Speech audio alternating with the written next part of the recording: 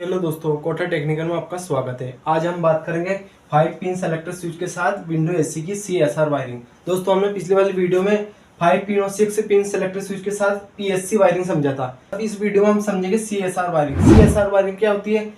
जिसमें रनिंग और starting capacitor को एक साथ मिलकर कंप्रेसर मोटर को चलाने के लिए CSR वायरिंग करते हैं। PSC वायरिंग क्या होती है दोस्तों? PSC वायरिंग में एक कैपेसिटर लगता है जिसमें रनिंग कैपेसिटर लगता है ओनली। CSR वायरिंग में 2 कैपेसिटर लगते हैं जिसे रनिंग कैपेसिटर और स्टार्टिंग कैपेसिटर बोला जाता है, जिसमें 2 कैपेसिटर लगते हैं। तो दोस्तों, हम 5 पिन सेलेक्टर स्विच के साथ विंडो एसी की वायरिंग समझेंगे, वो भी CSR वायरिंग, मतलब कि 2 कैपेसिटर वाली वायरिंग को समझेंगे। दोस्तों, मैं आपको इन पार्ट्स के बारे में बता देता हूँ। दोस्तों अपने विंडो एसी के अंदर पार्ट प्रयोग किए जाते हैं उनके बारे में बताता हूँ आपको। 5 पिन सेलेक्टर स्विच किस में प्रयोग किया जाता है? दोस्तों, अपने 5 पिन सेलेक्टर स्विच है, ये ऊपर की दोनों पिन है, वो एक होती है, ये कंप्रेसर के लिए होती है, एक हाई के लिए होती है, एक लो के लिए होती है। दोस्तों, ये मान चेंज भी हो सकता है। विंडो एसी के इलेक्ट्रिक भागों के बारे में बताया था, उस टाइम पे इसकी चेकिंग बताई थी मैंने आपको। दोस्तों, आपने चेकिंग वाली वीडियो नहीं देखी है तो आप चेकिंग की वीडियो देख सकते हैं, उसमें आपको मैंने सेलेक्टर स्विच की चेकिंग की वीडियो बताई थी। दोस्तों, अपने 5 पिन सेलेक्टर स्विच किस विंडो एसी में प्रयोग किया जाता है? जिसमें अपने फैन मोटर 2 स्पीड की रहती है, हाई और लो स्पीड की रहती है, उसमें अपने 5 पिन सेलेक्टर स्विच प्रयोग किया जाता है। किस विंडो एसी में अपने 6 पिन सेलेक्टर स्विच प्रयोग किया जाता है? जिस विंडो एसी में फैन मोटर अपने 3 स्पीड की रहती है, हाई मीडियम लो। जिस विंडो एसी में अपने 3 स्पीड में मोटर रहती है, हाई मीडियम लो, उसमें अपने 6 पिन सेलेक्टर स्विच प्रयोग किया जाता है। दोस्तों, मैं आपको बताता हूँ और अपने स्विंग मोटर। दोस्तों, स्विंग मोटर का काम होता है ग्रिल के माध्यम से हवा को दिशा देने का काम अपने स्विंग मोटर का होता है।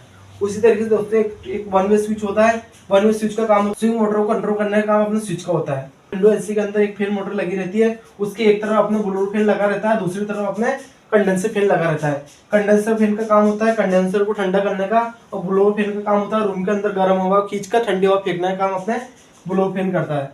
दोस्तों, उसी तरीके से अपने एक थर्मोस्टेट रहता है। थर्मोस्टेट का काम होता है दोस्तों अपने कूलिंग को कंट्रोल करना। अगर आपने विंडो ऐसे चलते ज्यादा कूलिंग होने पर अपने कंप्रेसर की सप्लाई को कट करने का काम अपने थर्मोस्टेट का होता है, तो ये कूलिंग को कंट्रोल करने का काम करता है कुल मिलाकर। तो अपने वोल्टेज रिले, वोल्टेज रिले क्या काम होता है? रनिंग और स्टार्टिंग कैपेसिटर को एक साथ मिलाकर कंप्रेसर मोटर को स्टार्ट करके लगातार चलाने का काम अपने वोल्टेज रिले के माध्यम से किया जाता है। दोस्तों, मैं अब इसकी वायरिंग समझाता हूँ आपको।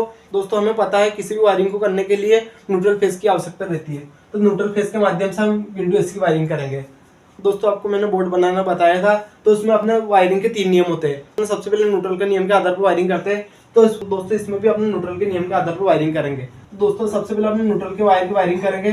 न्यूट्रल के वायर सभी मोटर के जो भी अपने मोटर है, कितने तरह की मोटर है? अपने स्विंग मोटर है, फैन मोटर है, कंप्रेसर मोटर है, जो भी अपने मोटर है उन्हें न्यूट्रल की सप्लाई दे देंगे।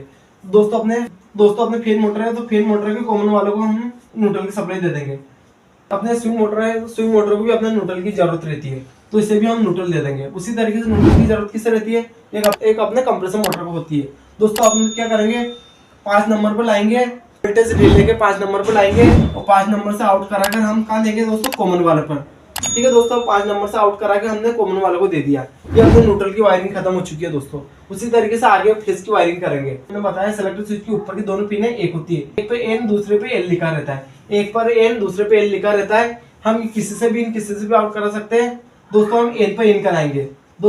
दोस्तों, हम एन पे इन कराएंगे और एल से आउट कराकर हम कहाँ देंगे? उसके निचले पॉइंट में दे देंगे। जो अपने स्विंग मोटर को कंट्रोल करने के लिए जो स्विच लगा रहता है, उस स्विच का अपने निचले पॉइंट में दे देंगे। तो दोस्तों, हमेशा अपने फेज की सप्लाई स्विच के निचले पॉइंट में दी जाती है, तो उसी तरीके से फेज की सप्लाई नीचे वाले पॉइंट में दे देंगे, और यहाँ से आउट करके कहाँ देंगे दोस्तों? अपने स्विंग मोटर को दे देंगे। जैसे अपने स्विच को ऑन करेंगे अपने स्विंग मोटर चालू हो जाएगी, और जैसे इसे ऑफ करेंगे अपने स्विंग मोटर अपने बंद हो जाएगी। दोस्तों, अपने फैन मोटर कनेक्शन करते हैं, तो 4 नंबर को कहाँ लाएंगे दोस्तों? फैन मोटर के हाई वाले पर लाएंगे। दोस्तों, हम 4 नंबर को हाई वाले पर लाए हैं। दोस्तों, उसी तरीके से 1 नंबर कहाँ लाएंगे दोस्तों? 1 नंबर को कहाँ लाएंगे दोस्तों? लो वाले पर लाएंगे। 4 नंबर को हाई वाले पर जोड़ दिया, 1 नंबर को हमने लो वाले पर जोड़ दिया। दोस्तों अपने फैन मोटर कनेक्शन हो चुका है। उसी तरीके से दोस्तों, ये अपने 3 नंबर अपने कंप्रेसर का होता है, तो अपने 3/2 कंप्रेसर का होता है। तो कंप्रेसर को सबसे पहले कहाँ लाएंगे? कंप्रेसर वाली सप्लाई थर्मोस्टेट के किसी भी एक पॉइंट में इन करा देंगे। ठीक, कंप्रेसर वाली सप्लाई लाएंगे, थर्मोस्टेट के किसी भी एक पॉइंट में इन करा देंगे। तो हमने नीचे के पॉइंट में इन करा दिया, और ये यहाँ से आउट कराएंगे, कहाँ लाएंगे दोस्तों? 4 नंबर पे लाएंगे। ठीक है दोस्तों, अपने 4 नंबर पर अपनी सप्लाई लाएंगे। थर्मोस्टेट का काम होता है कूलिंग को कंट्रोल करना। जब अगर विंडो एसी अब चलते ज्यादा ठंडा करेगी, तो अपने थर्मोस्टेट सप्लाई को कट कर देगा, जिससे अपना कंप्रेसर बंद हो जाएगा।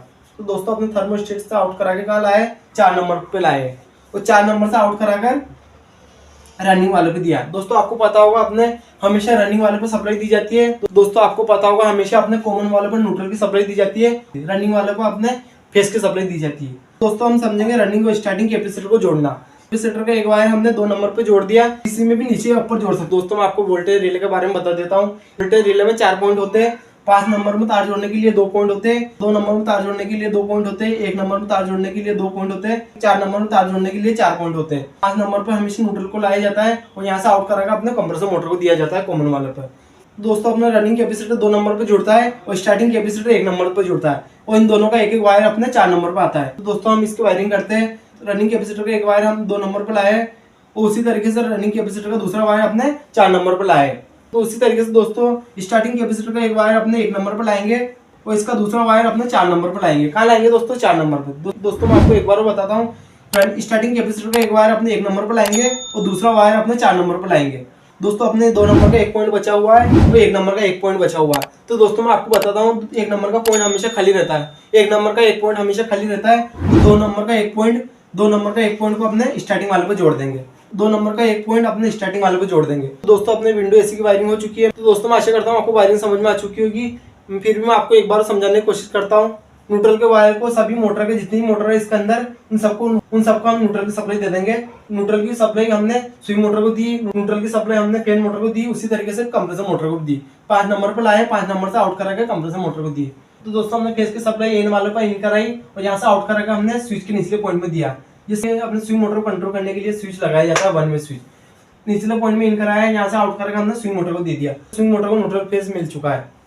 तो उसी तरीके से दोस्तों 1 नंबर को हमने लो वाले पे जोड़ा है, 4 नंबर को हमने हाई वाले पे जोड़ा है और 3/2 कंप्रेसर का होता है, जो कंप्रेसर वालों को हमने थर्मोस्टेट के किसी भी एक पॉइंट में इन कराया है। 3/2 का पॉइंट कंप्रेसर का होता है, यहाँ से हमने आउट करा के हमने थर्मोस्टेट के निचले पॉइंट में इन कराया है और यहाँ से आउट करा के हमने 4 नंबर को दिया है। उसी तरीके से दोस्तों 4 नंबर से आउट करा के हमने रनिंग वाले पे दिया है।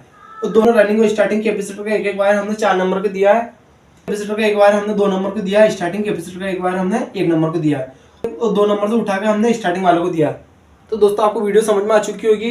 दोस्तों अगर इस वायरिंग से संबंधी आपके मन में कोई क्वेश्चन है तो कमेंट कीजिए, मैं आपको वायरिंग एक बार समझाने की कोशिश करूंगा। दोस्तों अभी तक आपने चैनल को सब्सक्राइब नहीं किया तो चैनल को सब्सक्राइब कर लीजिए, साथ में बेल आइकन का बटन भी दबाइए जिससे हमारे आने वाली वीडियो की नोटिफिकेशन आप तक पहुंच सके। हम इसी चैनल पर house wiring, motor winding, AC, fridge, RO, washing machine, deep freezer, water cooler सभी का कोर्स बारी बारी से कराऊंगा मैं। दोस्तों अपने 5 पिन सेलेक्टर स्विच के साथ विंडो एसी की वायरिंग करिए, CSR वायरिंग। दोस्तों हमने 5 पिन सेलेक्टर स्विच के साथ विंडो एसी की CSR वायरिंग बोलते हैं। क्या बोलते हैं दोस्तों? CSR wiring. तो दोस्तों हमने CRS लिख दिया था पहले, तो दोस्तों इसे बोलते हैं CSR वायरिंग। CSR का मतलब होता है दोस्तों C capacitor starting running wiring, capacitor starting running wiring. और PSC का मतलब होता है परमानेंट स्पीड कैपेसिटर वायरिंग। दोस्तों हम आगे वाली वीडियो में 6 पिन सेलेक्टर स्विच के साथ CSR वायरिंग समझेंगे विंडो एसी की। तो दोस्तों वीडियो देखने के लिए बहुत बहुत धन्यवाद।